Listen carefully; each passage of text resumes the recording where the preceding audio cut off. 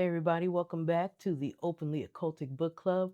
We're going to jump right back into this numerology book. We're reading about the ruling numbers 11 and 22.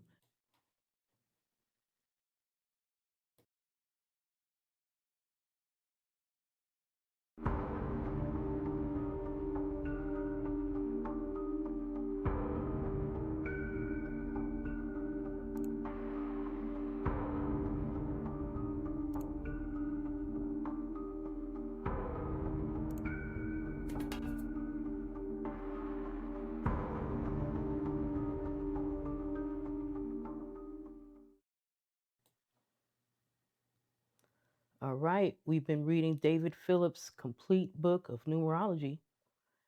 So far, we've read up to chapters 8. We're at the tail end of chapter 8, actually. And when we get to the next video, we'll be going over the day numbers. But right now, we're tackling the rest of the chapter on ruling numbers. I call it, the life path number or what have you. Personally, my life path number is number 7. So I've been paying special attention. The last episode, we went over that one. Now we're going over the numbers 11 and 22, right? A lot of people call these master numbers. So that's what we'll be going over at this juncture in time. I want to thank you guys so much for being here with me. Uh, if you can, make sure to like, share, and subscribe, right? We want the algorithm to show this video to other people that are interested or may not even know about it, but if they were to hear about it, they'd be interested. We want to get this video out there. So the way the algorithm works, as you guys know, we have to share the video, like the video, so that it says to itself, you know what, people are into this type of stuff. So we'll go ahead and show it to more people, right? Um, we've been getting a lot of subscribers lately, as of late, an influx of subscribers. So I'm very thankful more people are getting more and more interested in this topic, ready to dive deep into it, right? Instead of like just, oh, I heard about it, but don't really know it. You know what I mean? So, really glad about that. Also, we have social media. We also have, other social media accounts. So, TikTok, we're on TikTok, and we've been getting a plethora of subscribers there. So, some videos I'm noticing works better on TikTok, some here on YouTube. When it comes to video form, I noticed, of course, on TikTok, you can only upload a video an hour or less. So I found that out along the way. So when it comes to making these videos, I don't have all of them uploaded on TikTok because, as you know, I can go on and on, right? Definitely over the hour limit. But some I do have on TikTok, and I'll do my best to try to keep everything under an hour. I think today will be under an hour because we just have those numbers, number 11 and number 22. So that's where we're at. Do I have to remind you guys about the numerology grid we're looking at? This is we're talking about the Pythagorean the Pythagorean number grid, right? So just to refresh our memories, the number 1, since we're going over the ruling number 11, number 1 is the first number on the physical plane, right? And that has everything to do with the practicality and the doing of things. But just in general, the number 1 is, when you think of it, think of the word ego, right? So you're kind of learning what you are into, I guess. For just if I was to think about it in words of keynotes, that's a keynote, the ego. So that's about what you into, right? What you like. And so it's like, you're on that level. And then the difference though is when you start doubling up or compounding the number 1. So now here we have 2 1s and 11. So go ahead and go over the past videos. I think it was in chapter 5, chapter 6. We were definitely going over each of the numbers on its own. But now here we're dealing with ruling numbers. So this is where The difference would be that if you have, when you look at the number that you of the date that you were born, right? I was born June 19, 1980. When you look at those numbers, you put those, plug them in into this grid, right? So there's a 6 for June, and then a 1 and a 9 for the 19th, and then for 1980, another 1, another 9, and an 8. There's no 0 here. So I would have compounded nines, compounded sixes, right? Two sixes, two nines. And so they're going over, these numbers in your birth date. But when you get to the ruling number here in chapter 8, now what we're dealing with is if you were to add the sum of all the numbers in your birth date, you'll get a different number. And then you add those numbers together, you'll get another number. And really, each number you're getting after adding these numbers together is reducing this number down to a single digit, a single vibration, right? We're into energy work here, vibrations. We understand that the mission is to raise your vibration. That's the assignment, right? We're living in the age of Aquarius, right? And what have you. We're just living in a wake up season, what I call it, been calling it for decades. So, um, now we understand the importance of vibration, the importance of energy work, the importance of frequency. So, what's your ruling frequency? What's the ruling singular frequency that you were born with? That's what we're dealing with here with ruling numbers.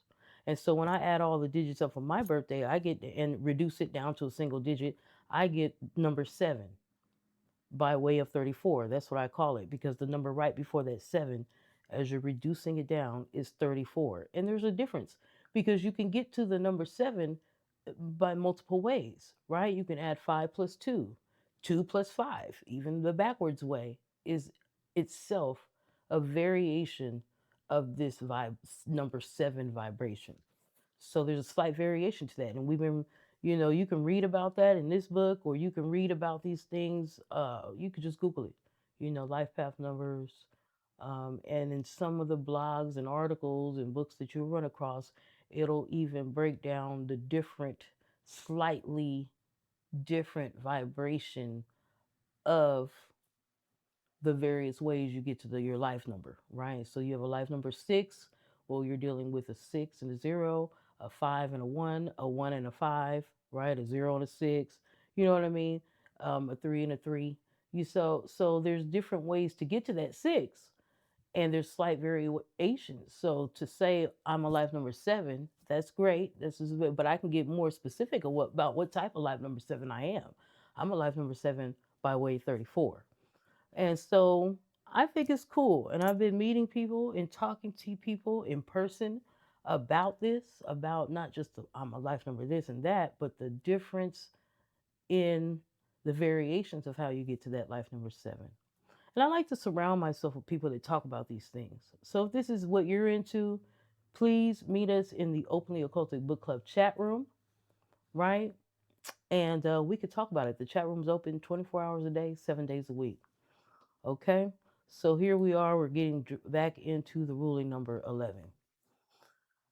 It says ruling number 11 is an especially high level of spirituality surrounding it, right?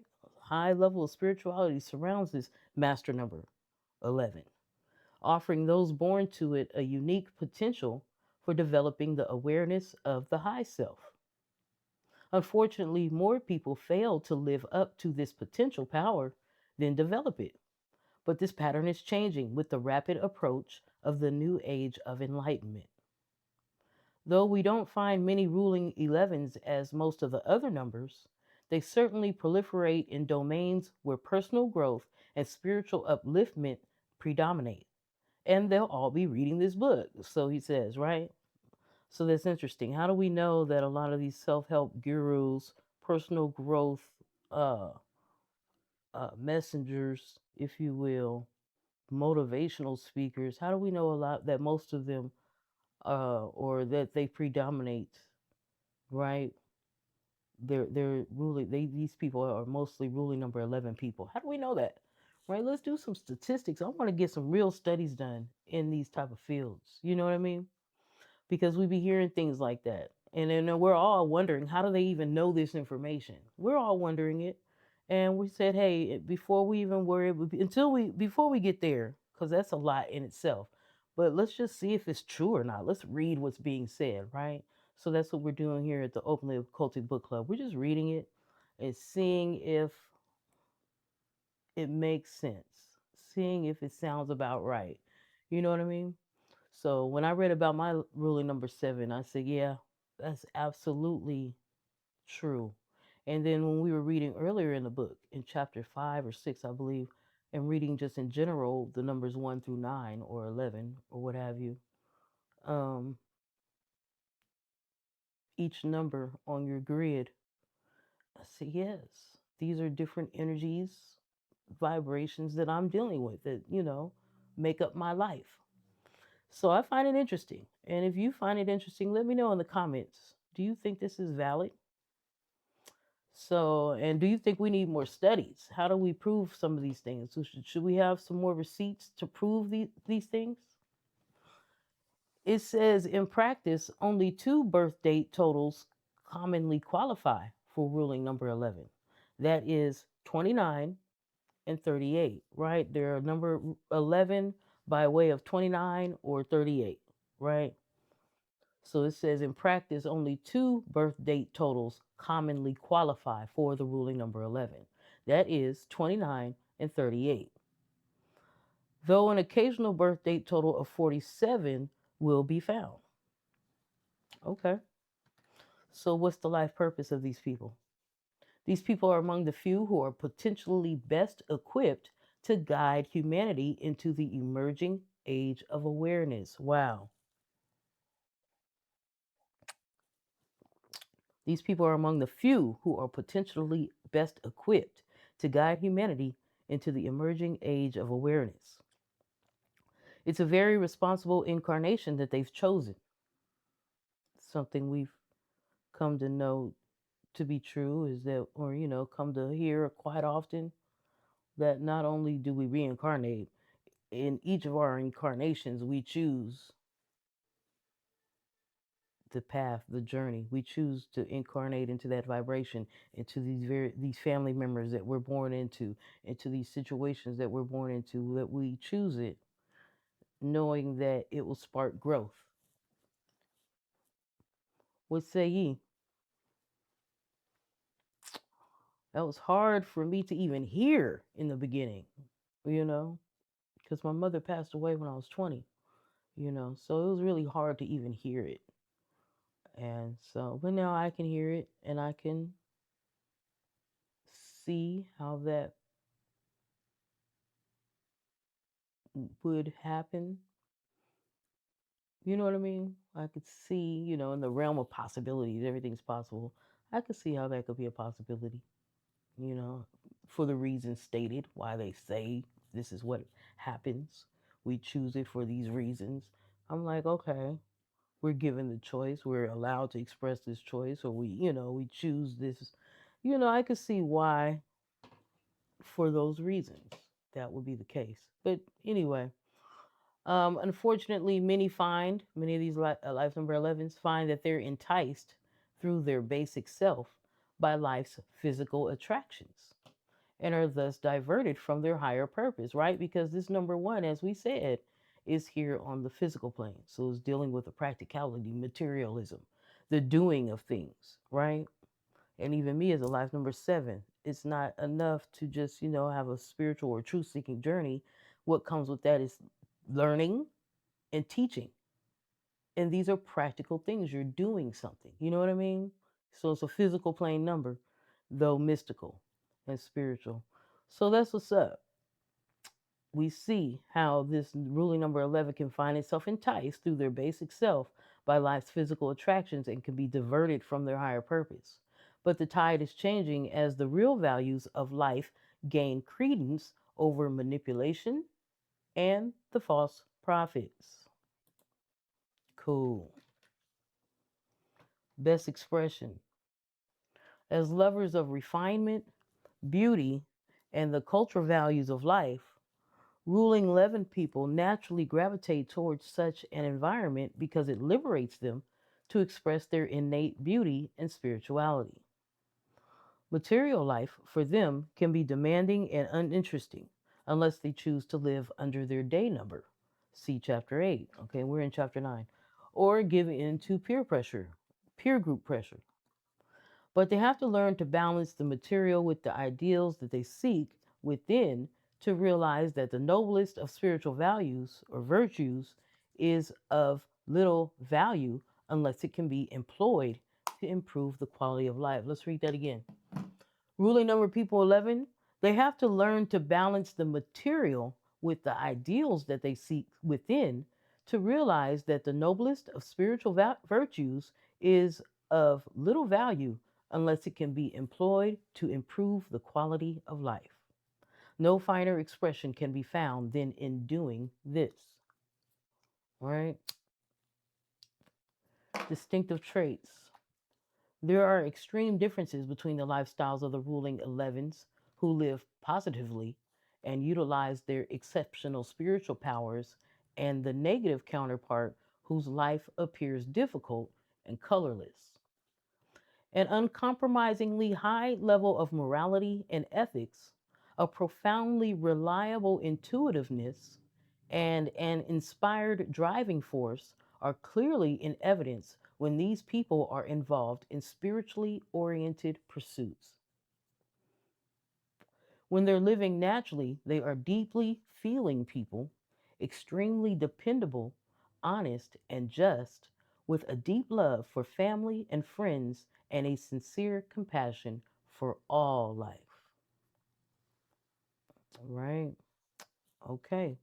So, what are the negative tendencies that need to be surmounted with people who are living with this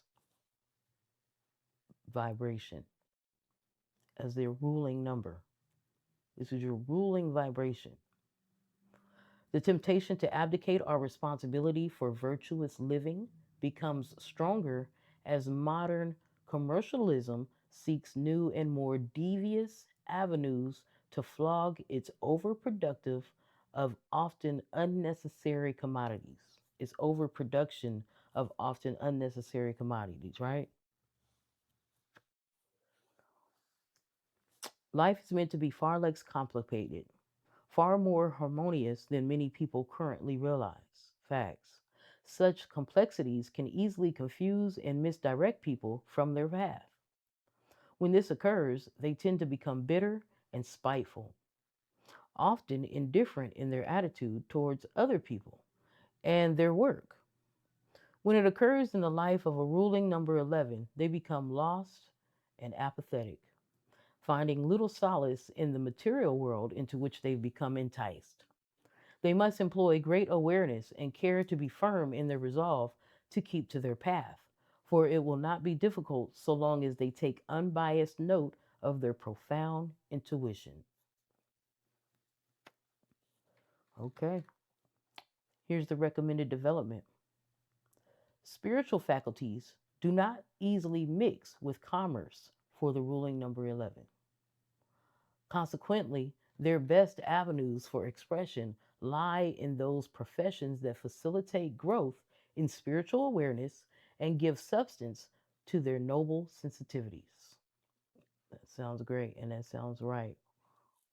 hmm At the same time, adequate monetary rewards are essential, so a compromise is often in order.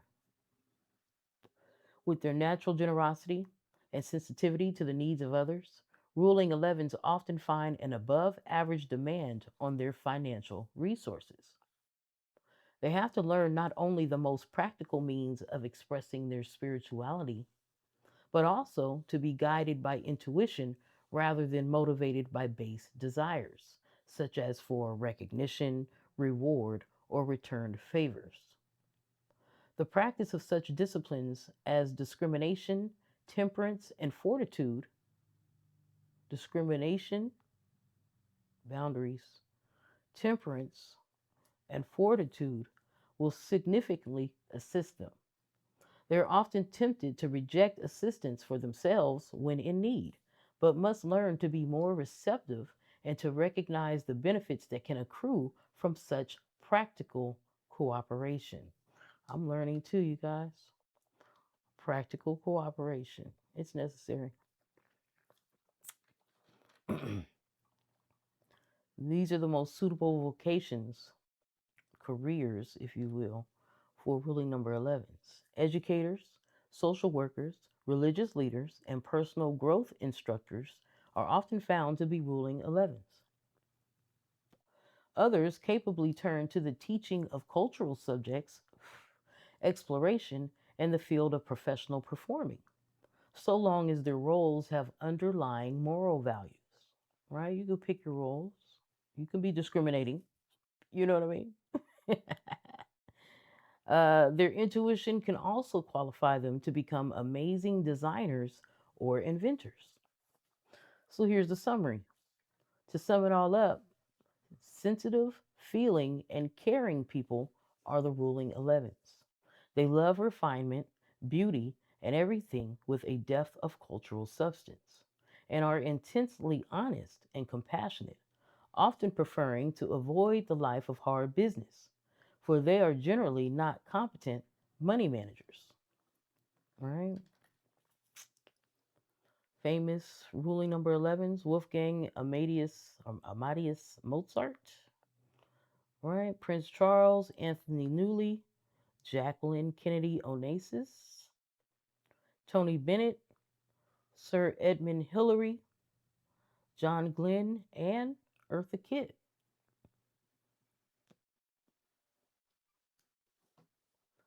Okay, on to ruling number 22 slash 4. This is the master number. People born as 22 fours, okay, so according to them, 11 isn't the master number, 22 is the master number. Okay. All right. So we might have heard previously people with number 11, 22, 33. These are master numbers. Well, not according to this book, which is based off the Pythagorean numerology. According to this, 22 is the master number. Okay. And let's pull the grid up again just so I'm going to move it to the other side. No, I'm going to keep it where it's at. Just so we understand. The number 2 is on the high self, the soul plane, and it's dealing with spirituality and feelings, right? It's your feelings is like a spiritual awareness, a spirit awareness, you know? So, yes, spirituality, feelings. This is part of the ruler number 2, uh, the number 2, and dealing with the high self, right? Which is above the physical self.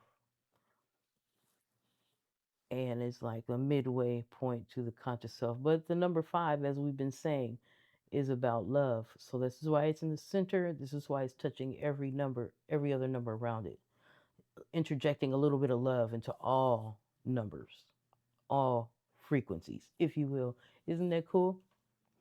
So when it comes to this ruling number 22, this is the master number. People born as 22 fours have almost limitless potential and often make their mark in life by achieving seemingly impossible goals. But there are two distinctly different ruling number 22s slash 4s, right? The aware and the unaware. Okay? The aware and the unaware. The difference between them is an extreme as the power of the number.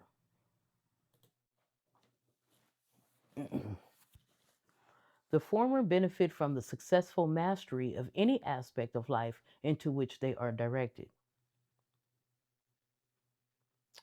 The latter drift into a lazy indifference, becoming almost useless misfits, right? Useless misfits, many of them drifting into mental institutions.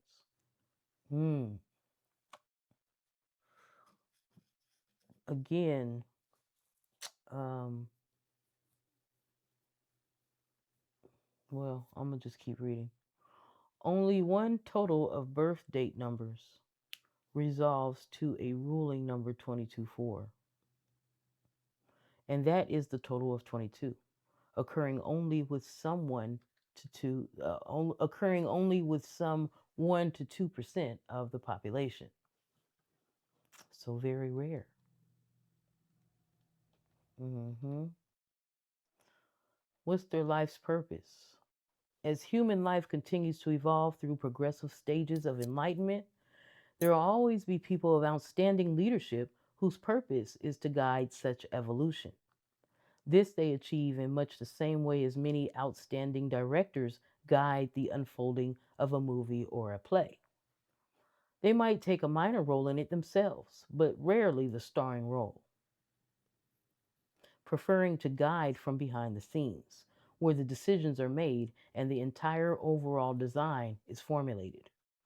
In whatever area of life they find themselves, ruling 22/4s are invariably at the center when living positively. In this new age of awareness, the role of these people become crucial, for their personal enlightenment is a beacon whose life will illuminate the path and guide countless others, many of whom will be unaware of the source. Right? So just be you. You know what I mean? And it affects the environment. It's a throwing a pebble into a lake. It causes ripples. Right? They don't even know, but you are a gift to the world. You feel me?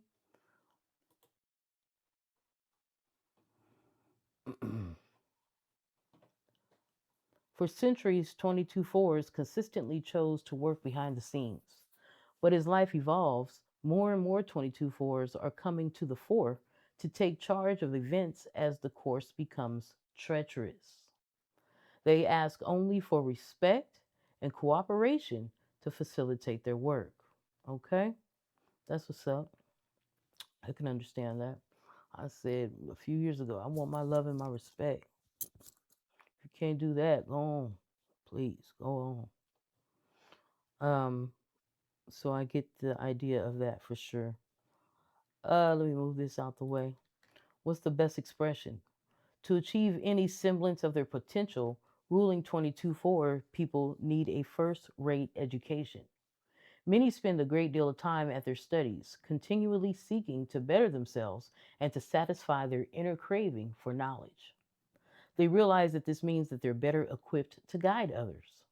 Ruling 22/4s must be able to work without constrictions to achieve their best, for they become more frustrated or most frustrated if working under dominant direction for too long. The rate at which they learn is little short of amazing, as though they've accomplished most things in past lives and are merely reacquainting themselves with the current modes of expression. Little wonder they rise to leadership so often in life and are constantly called on for advice and guidance. Okay? So, what are the distinctive traits of these people? Well, one of the most noticeable traits of the ruling 22/4 is their apparent lack of emotion. They regard emotional control as fundamental to their purpose and adopt it to minimize reactive behavior rather than to appear detached or difficult to understand. Wow. So these people regard emotional control as fundamental to their purpose, and so they adopt it to minimize reactive behavior, okay? To minimize reactive behavior. So there's many reasons why a person can appear emotionless, nonchalant, if you will. To minimize reactive behavior rather than to appear detached or difficult to understand. That's not the goal. Okay, now we know. Actually, they're very sensitive. They're highly intuitive people who combine the unique abilities of powerful spiritual awareness, right? So double one, with the eminently practical number four, right? The eminently practical number four. They rarely fail to accept a challenge,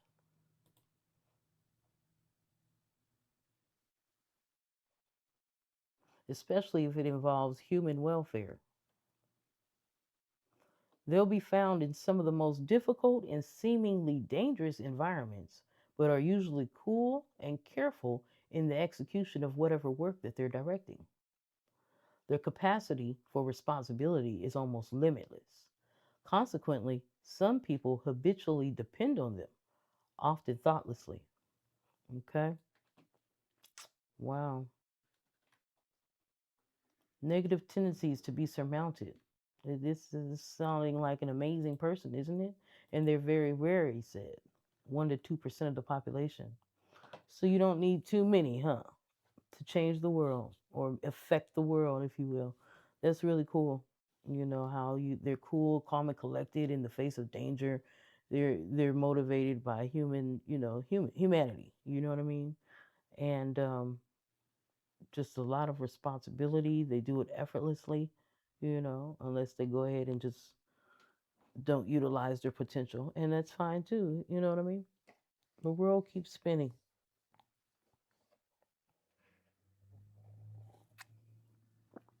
We'll all be fine. But that sounded cool. It made me think of, the paramedics, the firemen. They pull up in the face of danger, make sure everybody's okay, cool, calm, and collected. Little do we know, they're very sensitive. They're very spiritual. You know what I mean? So that's what's up. Negative tendencies to be surmounted. Most ruling 22-4s readily recognize many of their strengths and capacity and capably employ them. Right? Many of them readily recognize many of their strengths and capably employ them. The few who don't, or who are drawn into a singularly materialistic environment, take on all the negative aspects of the ruling four, but worse. In so doing, they become little better than misfits with an obsession for money in the quest for which they will brook little interference, becoming unhappy, aloof, and lonely. Rehabilitation from these deaths demands great patience and understanding and loving tenderness, for the 22-4 can become the most depressed person when negative, which is the opposite end of the scale to the dynamic achiever, right? As all ruling 22-4s are fond of art, rhythm, dancing, and most forms of music, the wise use of these forms of expression will greatly help to bring about balanced emotions and a more positive attitude. This will bring them out of their self centered world and help them to regain their positive outlook on life. Okay, so here's some recommended development. For all ruling 22-4 people, it is vital to ensure that life provides a balance of work and pleasure. Their considerable aptitude for work often causes them to become obsessed with achieving to the detriment of quality family, hobby, and relaxation time. Their development along artistic lines through hobbies such as singing, dancing, painting, writing, and so on will enhance the expression of their feelings and relax them emotionally. They must realize they're never too old to learn, for learning is a lifelong pursuit for them, right? So you become this great guru. You know what I mean?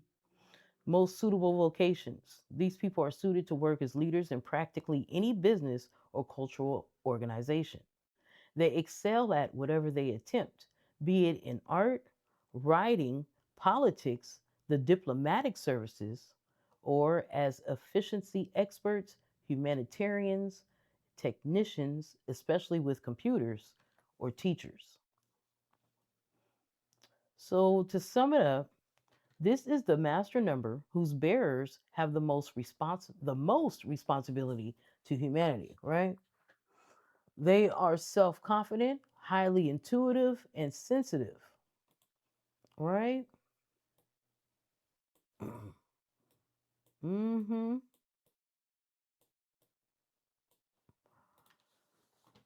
With a tight rein on their emotions and an intense concern for human welfare, right? An intense concern for human welfare. Sensitive people, they hold close on their emotions so to not cause any kind of miscommunication and things like that. You know what I mean? So that's why it's important for them to do that. Having a tight rein on their emotions. They have to take care not to become ruthless in their pursuit of their goals. So that's interesting stuff, right? Here's some famous ruling 22 fours: Margaret Thatcher, Richard Wagner, Frank Sinatra, Luciano Pavarotti, and Clint Eastwood. Okay? Hmm. Well, let's sum that up. When we come back, we'll be diving into chapter 8, where we'll be going over the day numbers, right? Hmm. Again, I want to thank you guys for being here with me. Make sure to like the video, subscribe to the channel, click the notification bell. You don't want to miss out on the rest of the book, right? And then we're going to go into many other books. I think the next book we'll read is one on plants, right? We'll read a book on plant spagyrics at that. So, looking forward to you guys joining me again. Thank you so much for being here with me. Until we meet again, enjoy the rest of your day. Wholeness and balance.